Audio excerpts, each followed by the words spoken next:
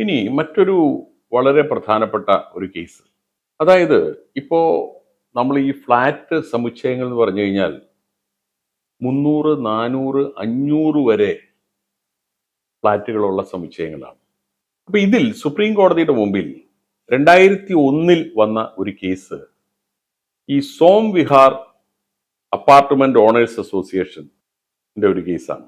അപ്പൊ ഇവിടെ ഈ ഓണേഴ്സ് ഒരു അസോസിയേഷൻ ഉണ്ടാക്കിയിട്ടുണ്ട്. ഇവരൊരു 10-25 ആളുകളെ ഈ അസോസിയേഷൻ ജോലിക്ക് വെച്ചിട്ടുണ്ട്. കാരണം ക്ലീനിങ്, അതുപോലെ സെക്യൂരിറ്റി, 2 ഷിഫ്റ്റിലും അല്ലെങ്കിൽ 3 ഷിഫ്റ്റിലും പ്ലംബർമാര്, ഇലക്ട്രീഷ്യൻസ്, ഇങ്ങനെ ഒരു 25ഓളം ആളുകളുണ്ട്. അപ്പൊ പ്രധാനപ്പെട്ട ഒരു ചോദ്യം വന്നത്, ഈ അസോസിയേഷൻ വെച്ചിരിക്കുന്ന ഈ തൊഴിലാളികൾക്ക് ലേബർ നിയമങ്ങൾ ബാധകമാണ്. അവർക്ക് PF കൊടുക്കണോ, ESI കൊടുക്കണോ,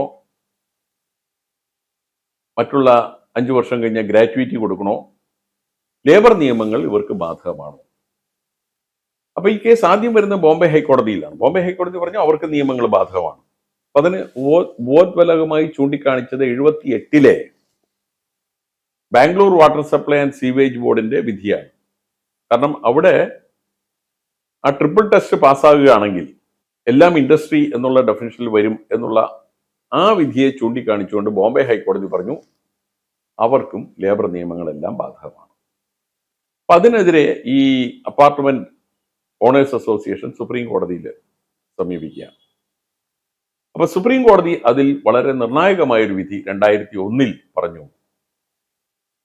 ഇങ്ങനെ അവരുടെ ആ ഫ്ലാറ്റിൽ താമസിക്കുന്ന ആളുകൾക്ക് മാത്രം സർവീസ് ചെയ്യാനാണ് നിങ്ങൾ ഈ ആളുകളെ ഉപയോഗിക്കുന്നതെങ്കിൽ, അവർക്ക് വേണ്ടി മാത്രമാണ് നിങ്ങൾ അവരെ വെച്ചിരിക്കുന്നതെങ്കിൽ അതൊരു ഡൊമസ്റ്റിക് വർക്ക് പോലെ കണക്കാക്കിയാൽ മതി.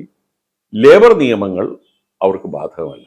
ആകെ ബോംബെ ഹൈക്കോടതി പറഞ്ഞ വിധിയിൽ ഒരു കാര്യം മാത്രമല്ല, അവർക്ക് യൂണിഫോം കൊടുക്കണം എന്ന് മാത്രം പറയുകയുണ്ടായി. അപ്പൊ ഇത് പലർക്കും ഒരു ക്ലാരിറ്റി കുറവുള്ള ഒരു ഏരിയയാണ്. 10 പേരിൽ വരുമ്പോൾ പല നിയമങ്ങളും ബാധകമാകുന്നു അല്ലേ? Maternity benefit act, ESI, gratuity എല്ലാം ബാധകമാകുക. അപ്പോൾ ഈ ഒരു വിധി